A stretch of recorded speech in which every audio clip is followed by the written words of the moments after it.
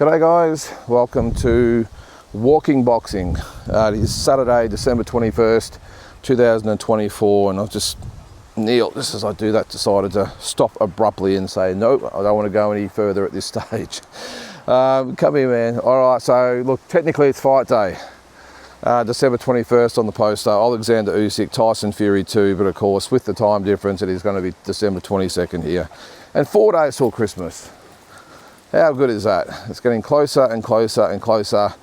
The Christmas movies have been flowing. What did I watch last night? Scrooge. I try and make it during December, watch at least one Christmas movie every night. We've got a little home theatre at our place, and what I do is put the schedule up at the start of the month. I go through all the best Christmas movies and stick the schedule on the wall.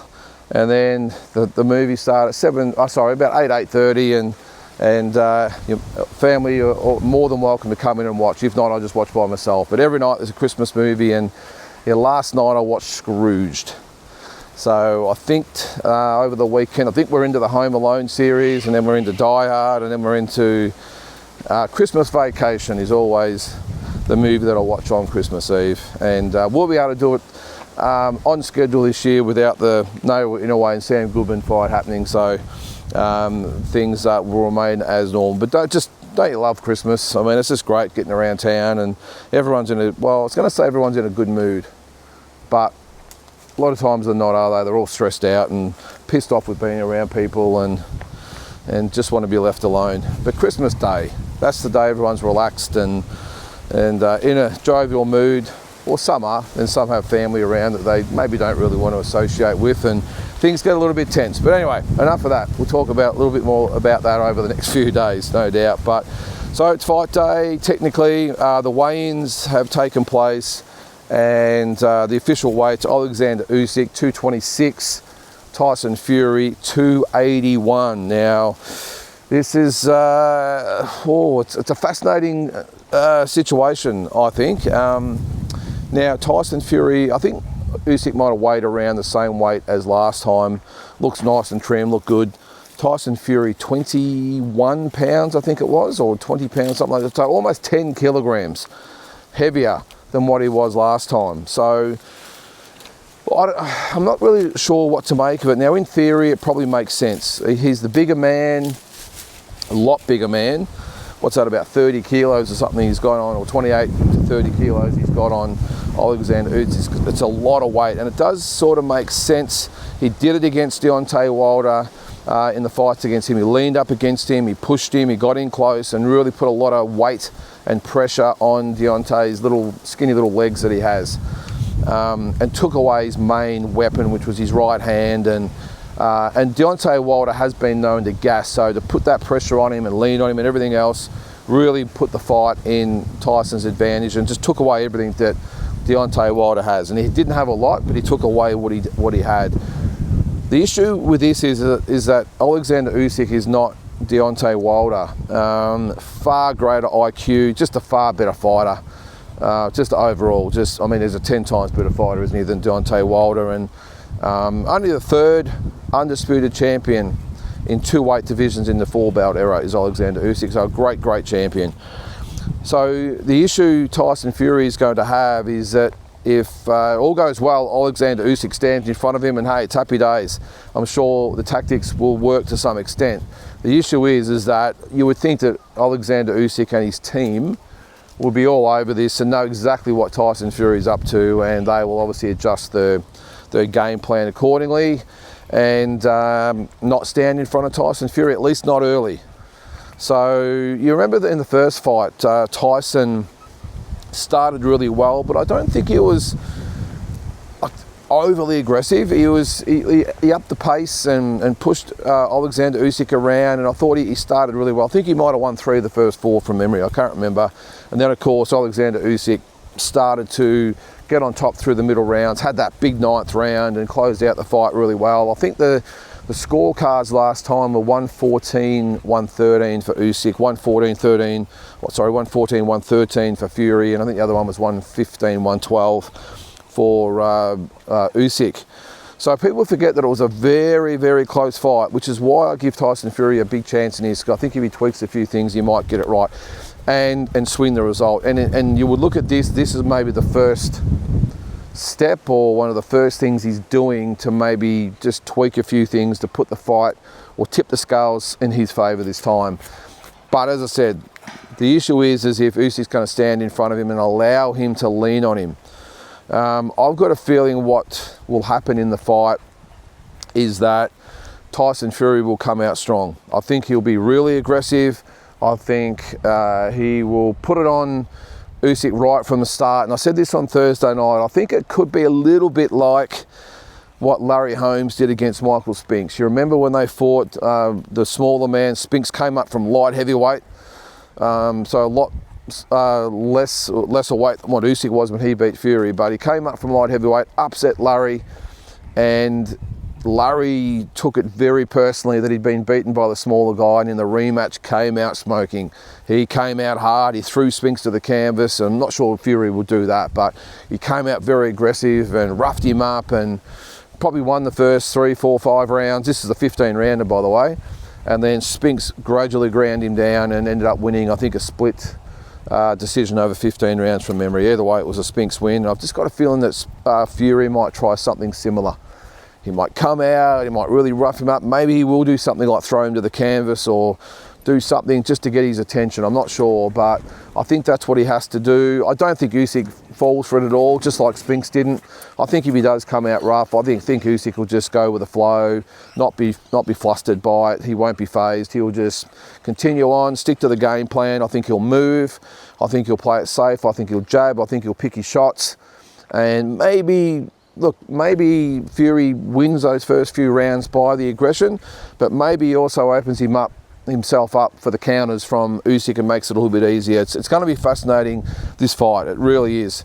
So I think the way it'll go will be, as I said, Fury comes out hard, Usyk just weathers the storm, picks his shots, boxes calmly, and I think we might see the same thing as we did in the first fight, where in the middle rounds, maybe rounds 5 to 8, 5 to 9, something like that, you might see Usyk really pick up the pace and really win those rounds, and probably while Fury's probably trying to find his second win by that stage. So I think by about round 8 or 9, I think this fight's going to be very, very even. I think it'll be square, and I think this is the most fascinating part for me, is what happens in those last sort of 3 or 4 rounds. Now, in the first fight, Usyk came home strong, of course, again that 9th round where he had Fury all over the place. He had the 10-8 round, and end of the day, I'm not sure that actually would have, I think the fight would have been a draw if that was the case, wouldn't it? Because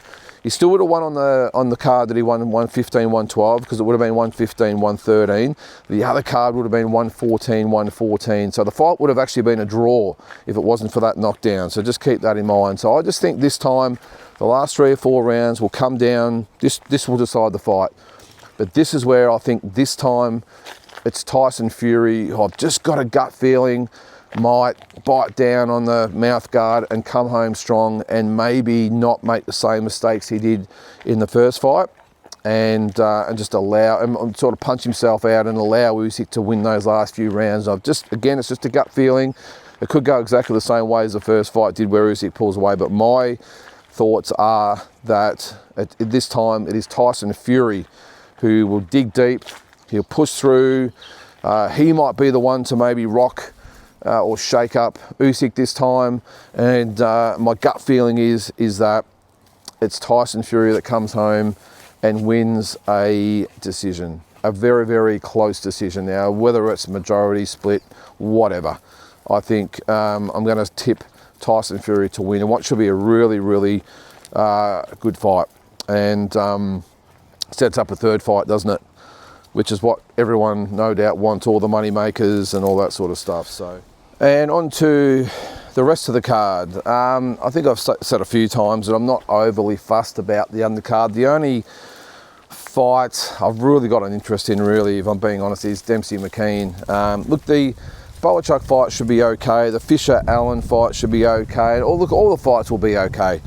but it's certainly not enough to get me out of bed at sort of 4 or 5 in the morning. So look, yeah, I think I'll double check the schedule and maybe see when Dempsey McKean is on. If he's not too far down the card, I might be tempted to get up a little bit earlier, but at this stage, yeah, it'll just be probably the semi-main and the main. But yeah, the Dempsey McKean and Moses Itoma fight.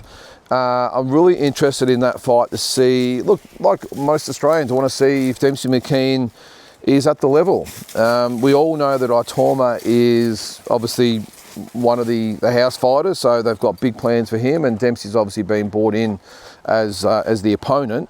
But look, Dempsey's had raps on him for quite some time. I know he had the Hrgovic setback, but there's no disgrace in that. Hrgovic is a big, strong guy, and maybe Dempsey wasn't quite ready at the time.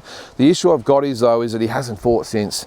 That was in, I think, August last year, I think it was. Might have been a little bit earlier, but this is the test. And full credit to Dempsey for actually stepping up and taking on Itoma like a big, strong, young prospect. I don't want to be too sceptical, I suppose, but I'm hoping, of course, that Dempsey wins. But just from what I've seen from Itoma, even though he's very, very untested, he hasn't really fought anyone of note. He's had a lot of fighters handed to him on a platter. But I just look back to the fight he had earlier in the year. I think it was against Garben, I think it was. And a southpaw, not as tall as Dempsey, but same sort of style, obviously being a southpaw, and I just sort of Itoma just sort of bombed him out with those big left hands. And I know Dempsey's probably a lot better fighter than this guy, than Garben was, but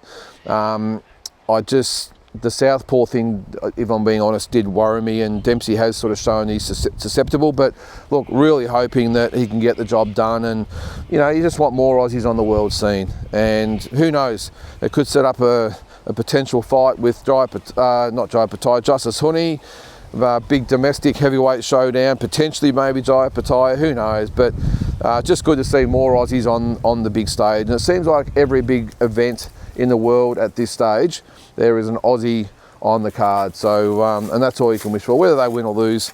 Of course, we want them to win, but even if they don't, just the fact that more and more Aussies are getting opportunities and yeah, having a chance at that world glory. So again, I will be doing the watch along at about 7:30 in the morning, but I'll double check that and put it on probably our Instagram account as well. So just on a little bit of other news, I don't like to spend too much time on this guy, but I had to did read about Chris Eubank Jr talking about a potential Conor Benn fight. This guy is fair dinkum one of the most delusional guys I've ever seen in my life. Him saying, well, not the fact that the Conor Benn fight, there's issues because Ben wants it to be 50-50. Conor Benn, come on, buddy, let me tangle it up there. Eubank wants 55-45. I'm sure they'll work something out. 55-45 is probably around the mark. Having said that, though, 50-50 probably does make sense, where they're both going to bring in a lot of people, a lot of money, all that sort of stuff. But him saying that the Canelo fight, it will happen next year. He'll take care of business. He just wants a fair deal. And who's this guy think he is? I mean, he's never won a big fight. He has lost 3-4 times. He only lost a couple of years ago, was it to Liam Smith, or not even a couple of years ago, and now he wants a fair deal against Canelo. Chris Eubank should be taking whatever Canelo will give him, because it's going to be about 5 to 10 times more than he's going to get in and out of the fight, potentially, except for Conor Benn, of course. He would get a big payday for that, purely and solely because of his last name, and it's not his doing, it's his dad's doing, as is the same with Conor Benn. The only reason they're in a massive fight is what the dad's achieved. So really, technically, they should be giving the dad to chop out. They should be giving him 25% of the purses, if you ask me. But saying that he's holding out for the right money from Canelo, the right terms, buddy, you have no terms on the table. You get nothing. You get told what to do. You show up. You are very much the B-side, and you take what you're given. So I don't know the entitlement from this guy. I've never ever seen anything like it from someone that's never actually achieved anything. He's never won a world title. I know he's got the IBO belt, but come on. So this is a guy that's never won a real world title, never beaten a top-line opponent, thinking he's going to negotiate and get the right terms and the right money from Canelo Alvarez, probably the biggest name in the sport. This guy, fair dinkum. I mean, it's quite laughable. It really is. And I think sometimes maybe his manager's got something to do with it as well, Ben Shalom, who fills his head full of shit. But a little bit of advice to Chris Eubank, maybe go and beat a top-line super middleweight, and not even a blown up welterweight in Conor Benn, but beat a solid super middleweight, earn your shot at Canelo Alvarez, and then maybe you can sit down and, I wouldn't even say even negotiate then, but at least be in the conversation. Because the fight didn't happen last year, because you could just imagine it. Ben Shalom and Chris Eubank would have went in there and said, well, we want this and we want that. Canelo's management would have said, all right, thank you, thanks for your time, and just walked out. Would not have even entertained anything coming back from Chris Eubank's team, and of course just simply moved on to Edgar Berlanga. So yeah, so good luck with that, Chris. I think you might be on the shelf for a little while, and maybe in another 5 or 10 years time, ruining the fact you were such a dick to deal with. You missed out on the Canelo fight, you missed out on potentially probably a $10 million payday, but as long as you're happy, mate, and you're okay in your own little world with your legacy. One last thing, it's been 21 years since Danny Green beat Eric Lucas in Canada. I saw that on his social media. What a day that was. Big day for Danny. He'd come off the loss, of course, to, who was it? Bayer. Jeez. Too early morning start. So he lost to Bayer, controversial fashion, of course, with the disqualification, and got the shot with Eric Lucas. Went over to Canada in front of all of Lucas's crowd. There would have been about 20 Aussies in the crowd of about 15,000 people, and got the job done. Of course, then went on to fight Bayer again, and really set his career in motion. Because I think from what I saw in the documentary that came out a year or two ago, or might have even been a little bit longer, he was very dispirited after the Bayer fight. Probably doubted where he was at. The Lucas fight came along, put him right back into the scheme of things, and obviously catapulted him into bigger fights, and of course the Mundine fights and countless other big fights after that. So I hope Danny's doing well. He's a great character, is Danny, and yeah, 21 years today it's been since that epic win over Eric Lucas. So guys, I think that's going to do it. Again, make sure you watch out for the times for my watch along tomorrow morning. There will be a full review after the fight. We'll go over that, and I'm sure everyone will have their say and put it in the 2 cents worth anyway. But have a great Saturday, and look forward to talking to you more about the big fight tomorrow. Catch you then, guys. Have a good one.